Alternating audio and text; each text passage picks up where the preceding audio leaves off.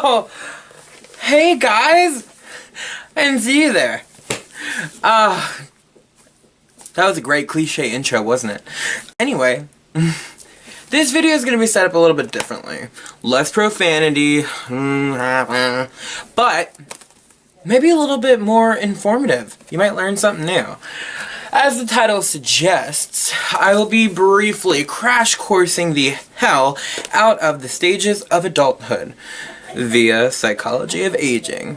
There is one in particular I will be focusing on, as the title suggests, late adulthood, as that has seemed to be the most prevalent of the adulthoods and or cases of aging.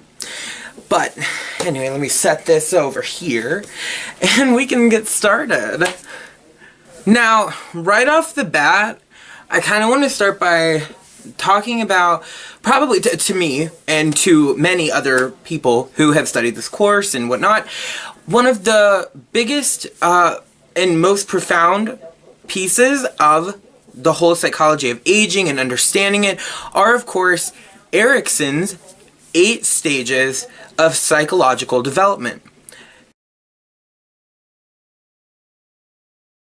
Yes, it's a theory, however, it actually helps to build up the basic building blocks of aging as a whole, and separating the different age categories, what is to be expected, and it coincides very directly with the topic I'm going to be then talking about. So let's go over it, shall we?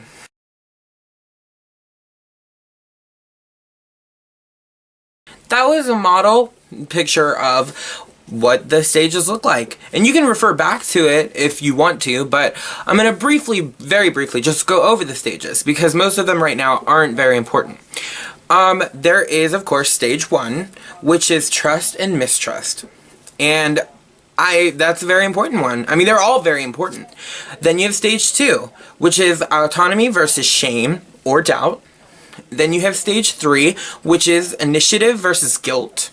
And then you have stage 4, which is industry versus inferiority. Then you have stage 5, which is identity versus role confusion. Now, then after that, you have stage 6, which is intimacy versus isolation.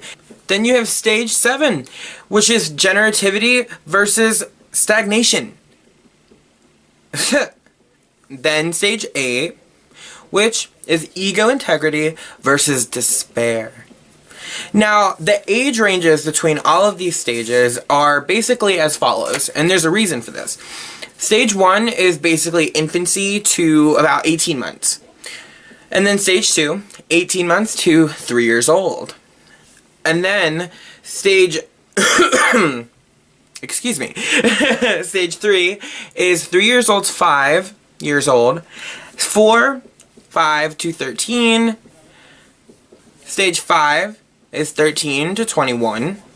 Stage 6 is 21 to 39. Stage 7. Now stage 7 is 40 to 65. We're getting up there. And stage 8, of course, is 65 and older.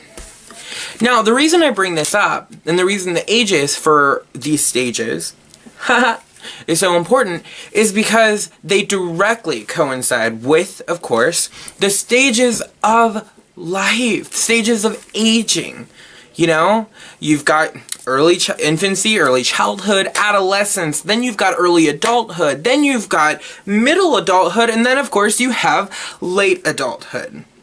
And now, while all of those hold extremely important, and I do mean extremely important, key factors in cognitive function as far as your life will go and how to build up your mental restraint, and to which stage you feel is more important is up to you. This one, we are just primarily focusing on the later stages of adulthood. So, let's get to it. I do feel it is a little important, though, to remind everybody that the stages of adulthood, the ages that go with them, are as followed. Young adulthood are basically kind of like, you know, a lot of people's, you know, life-determining years. You know, the ages of 18 through 45. But then middle adulthood is 45 through 65. So, I mean, it's a pretty big gap there. But then you have late adulthood, which is 65 up. But see, this is where it's going to get interesting. There are actually 3 segmented layers, so to speak, of late adulthood. Also, whatever you deem to be your golden years in life, because I actually feel part of my adolescence was kind of, you know, partially golden, because I've had a really crappy young adulthood. Anyway, yeah, that's up to you. If you want to know more about adolescence, early childhood, things like that, I highly suggest a very important book that I will be showing you at the very end of the video. Now, anyway, back to what I was saying about how there are actually conjuncted layers to late adulthood. There are 3. There are actually young old, which is like the years of 60, 65 to about 70, 74, 75. And then you've got old, quite literally, which means their ages are from 75 to about 84, 85. And then the last part of late adulthood is recognized as the oldest old, which is essentially anything that is like 85 plus, you know, like old. Now, important notice here, regardless of how you feel about oldies, it's pretty important to point out that, hey man, they're pretty important to society. I mean, not many people know that or feel the same way, but they are. And also, the life expectancy rate is actually going up. Back in 2000, it was normal for people to live up until about 70, 79, in between there, and then just keel, you know? But it's projected that over the years, people have been living longer and longer thanks to modern advancements in technology, of course, and I don't know what else they're doing, I mean, but they got it going on, old people. But and by the year 2050, it's projected that the modern life expectancy will be actually through the 80s, past 85, almost 90. Now we've got a lot of people right now pushing those ages and going strong with it. But those are going to be the people that are going to be around, hopefully our generation included, that are going to be around to provide wisdom. Referring back, of course, to Erikson's stages, it's worth mentioning that when talking about this, Erikson's stages could also actually have only been referred to in a very condensed form of one word, and they correlate. Stage 1 was also known as hope. Stage 2, will. Stage 3, purpose. Stage 4, competence. Stage 5, fidelity. Stage 6, love. Stage 7, care. And stage 8, wisdom. You getting my drift? And once again, we see why stages 7 and 8 are the more important ones here. Over in, like, Asia and other territories like that, they treat their elders with hella respect. Excuse my French. They actually are well aware that they're full of wisdom. They treat them with such modesty, whereas here in America it's customary to just kind of put an oldie in a home, right? But yeah, anyway, like I said, they're very honored for their wisdom, and it's a very key point. There's a lot that goes into aging. And not just, you know, late adulthood, but middle adulthood too. All of them. All of them. They're very important. Just to throw a key fact out there, I mean, young adulthood, which is what I'm in. I hate it. Young adulthood is pretty much the who will I be? Finding yourself time. You know? Cool. Moving past that. Middle adulthood, on the other hand, which is approaching late adulthood, well, that's more like, you know, that's where the midlife crisis Sieves come in. Sorry if I didn't pronounce that correctly. Anyway, they become more able to share what resources they have as far as advice, things like that, which is very similar to late adulthood, as they love to share their wisdom, advice, things like that, personal, possessions, what have you, with the younger generations or with whomever they can, to try to give their life some kind of a meaning. Because this is where people want that meaning if they haven't found it yet. Middle adulthood is crucial in someone's life because your mind is so jumbled with so much. But they're, like, after all of that, you know, they struggle. If they're not married, they struggle with the failures in life, and it's just, sometimes it can be a train wreck, you know, unless you have all that figured out, but where that differs from late adulthood is, as you then transcend into late adulthood, in late adulthood, as you are approaching literal death, you become more okay with it. But there's also a negative to the positive. Because there's the positive of the overall gratification of living a good life, basically, that a lot of elders will experience. But then there's also, you know, on the other hand, that upsetting regret if you didn't live a good life. You know, a lot of older people have to deal with a lot up here. And, you know, it's kind of upsetting because a lot of people dismiss that. But, hey, whatever. Another huge thing that a lot of elderly people have to deal with is a lot of, like, you know, ageism.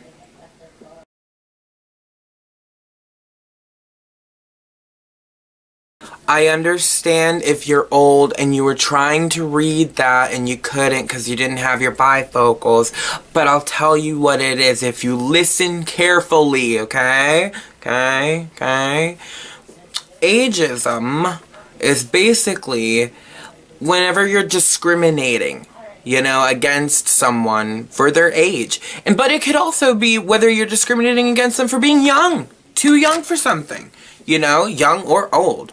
But a lot more old people experience it too, via job workplace, out in public, things like that. You know, people are normally expected to think that older people don't have it all together. And I'm going to get to the reasons why, well, actually, the big blatant reason why here in just a second. Because another thing that they have to deal with, too, which I personally think I know a thing or two about, is elder speak.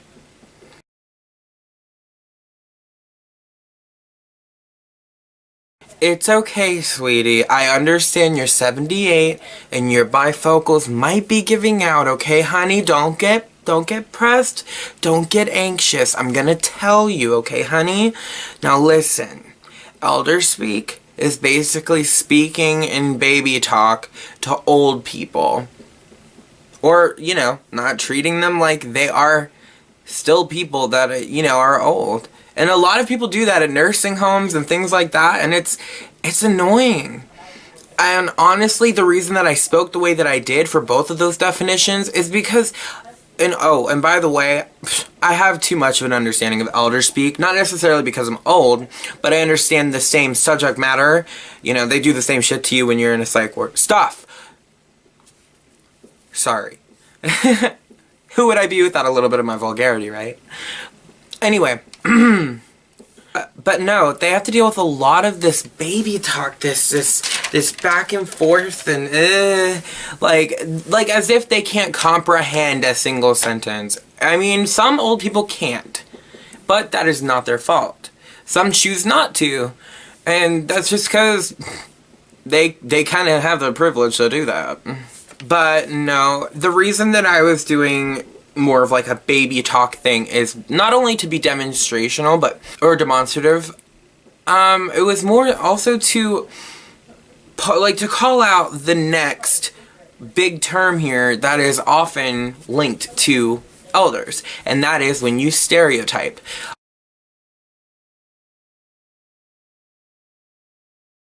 I was providing an example of me stereotyping an old person watching this video.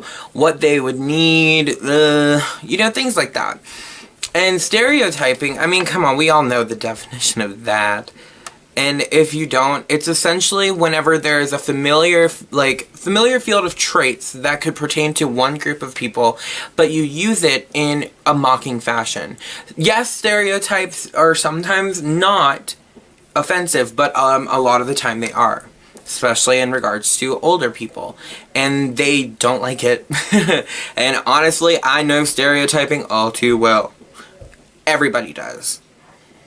But like I said, the key reason a lot of people do this and think this and have this broad, horrid idea of how we should culturally treat our elders is honestly because of diseases that, unfortunately, as you age, are likely to become a possibility.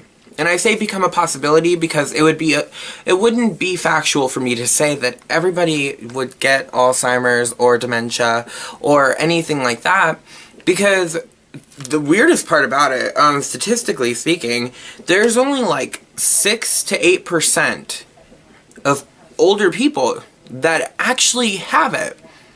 And when I say it, I just mean dementia. Because, little known fact about Alzheimer's and dementia are actually, they're not different. Alzheimer's falls under the umbrella of dementia.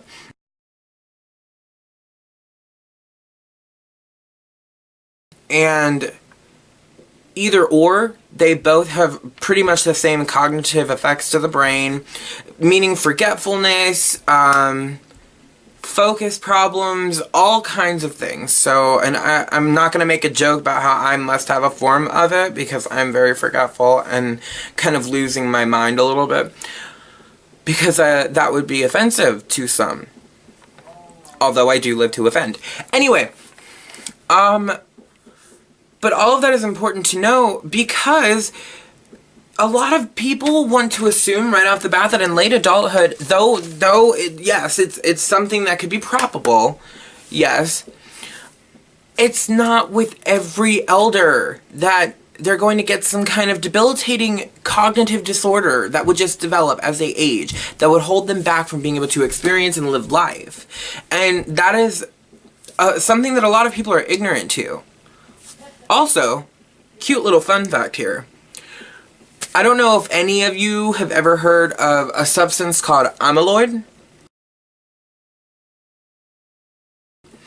And if you haven't, well, here goes. Amyloid is actually a toxin in all of your brain cells. And amyloid is actually very responsible for the development of Alzheimer's disease.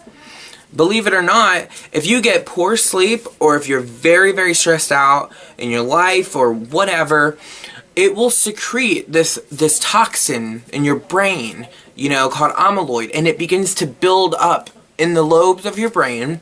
And as you age, you can either experience the symptoms of early onset Alzheimer's, which that's another thing that happens in middle adulthood as well. And that's why middle adulthood is very important. But it can just really manifest and then boom, you have full-blown Alzheimer's. So get a good night's sleep and stop stressing about life. Random fact.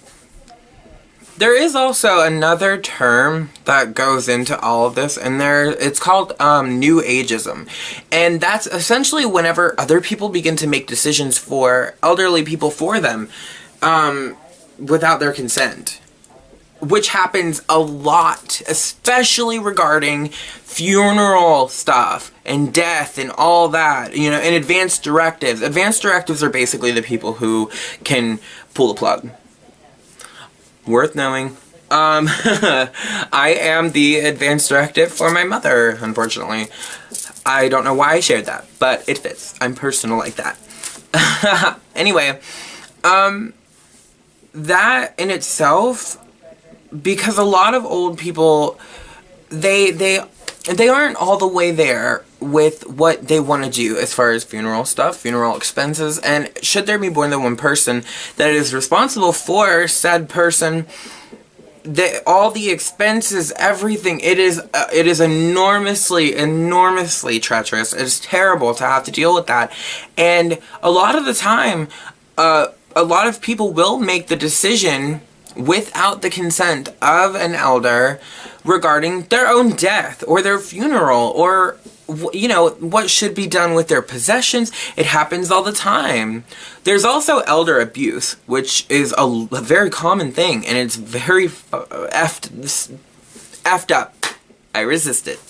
But yeah, you know, there's so much that goes into late adulthood and understanding the cognitive processes of someone who is in that stage of life. And a lot of people get it very, very, you know, there's a huge misconception on it because of the stereotyping and because of everything else. And it just, you know, I hope that this video gives you just like this much insight into the aging process. I mean, if you want to know more about the younger stuff, I can happily post a video on that too.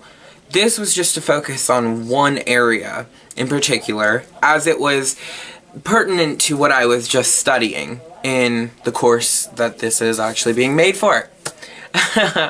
So I suppose to wrap up, I mean, it is worth mentioning that with any kind of adulthood, there's going to be its ups and downs, but understanding what goes on during those phases of life and how, you know, statistics show how much of a generalized population within those age ranges goes through anything. It could help you to not feel alone. It could help you to not, you know, honestly, psychology as a whole, which is the study of, obviously, you know, the brain and human behaviors. Yeah, you're welcome if you didn't know that. But as I was saying, yeah, elderly people, they have the ultimate option to honestly go, they can go retire, they can have their golden years. See, this is what I mean about golden years are whatever you make them to be. Anyway, there's good and there's bad, and that's that. Also, if you really want to read about it, I highly suggest you get this book right here. Yeah. Adulthood and Aging. It's a pretty bomb book, guys.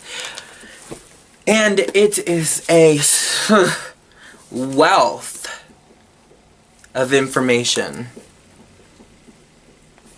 And it is included in this presentation. Technically. But yeah, I hope that you guys learned something new. I hope that you enjoyed this video at all. And honestly, like, I'm going to include more pictures here at the end of the video of, you know, like CT scans of people who have dementia, things like that, just so that you can see what the brain looks like when it is undergoing those things. Let's try to treat our elderly folks a little bit better, okay? They've seen more, and some have learned more, and a lot of them have been through a lot more. They're not stupid. Just because dementia happens to some people doesn't mean that they're stupid or anything. No, because honestly, we've all got symptoms of it. We just don't have it. And we're the stupid ones.